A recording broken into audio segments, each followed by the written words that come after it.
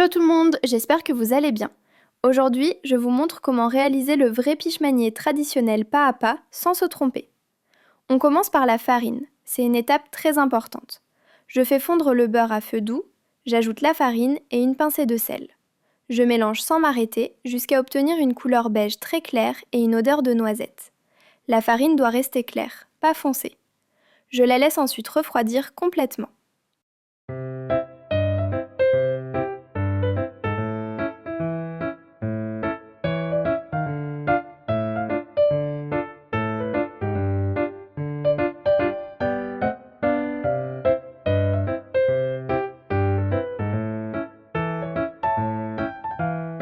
Voilà, ma farine est prête. Je la laisse refroidir.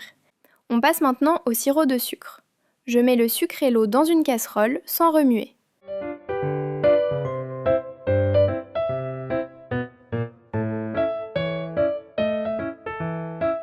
Quand le sirop commence à bouillir, j'ajoute un peu de jus de citron. Le citron n'est pas là pour le goût, mais pour stabiliser le sucre. Le sirop doit atteindre 120 à 123 degrés, à plus. Il doit rester totalement transparent.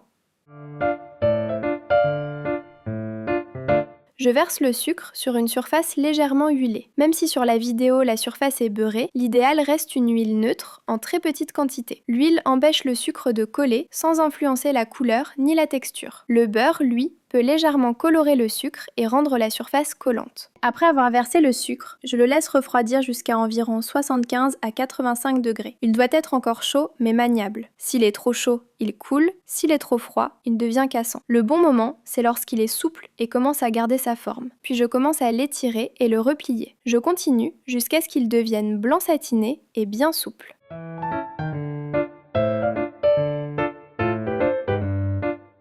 Je commence à l'étirer et à le replier sur lui-même. Petit à petit, il devient blanc satiné. C'est exactement ce qu'on cherche.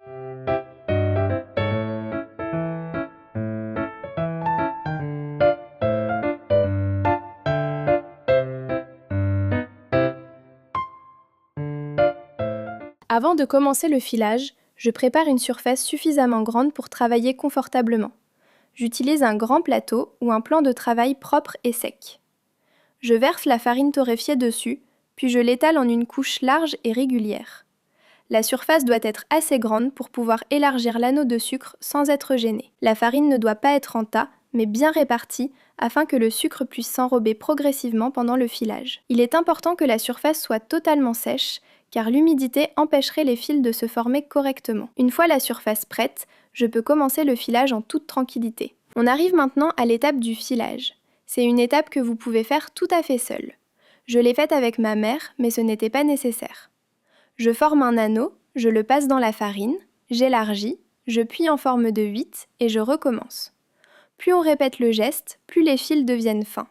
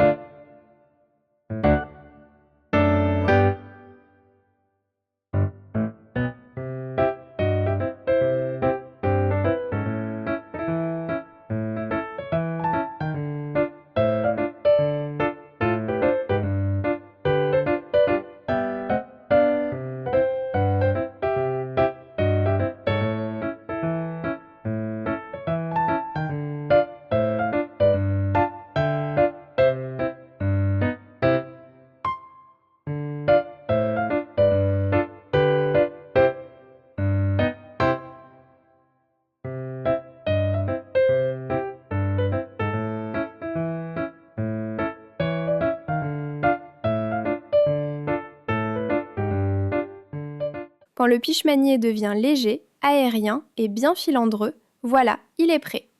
Il ne reste plus qu'à enlever l'excédent de farine.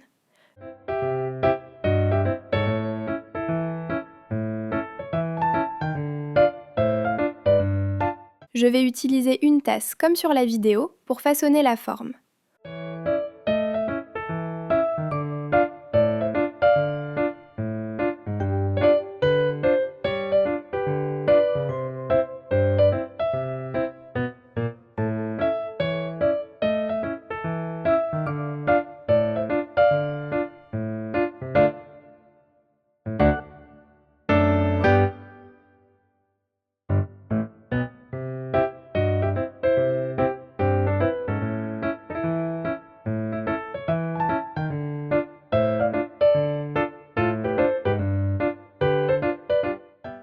On peut ajouter, si on le souhaite, un peu de pistache moulu.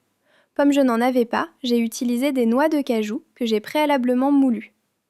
Voilà, la recette d'aujourd'hui est terminée. J'espère qu'elle vous a plu. Je vous fais de gros bisous et je vous dis à très bientôt!